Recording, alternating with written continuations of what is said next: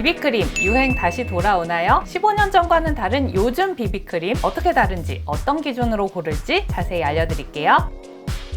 스타님들 안녕하세요, 담스입니다. 먼저 요즘 비비크림이 옛날과 어떻게 다른지 짚고 갈게요. 비비크림은 원래 피부과에서 쓰는 제품이었어요. 시술받고 나면 얼굴 빨갛게 되잖아요. 붉은기를 진정하면서 커버하는 목적으로 사용했습니다. 피부 진정 스킨케어 성분이 들어가고 붉은기를 그레이시한 컬러로 잡았어요. 스킨케어 성분 그레이시한 톤, 요게 비비크림의 기본 형태인데 일반 화장품으로 넘어오면서 사람들이 이 그레이시한 잿빛에 놀란 거예요. 피부가 시멘트색이 된다.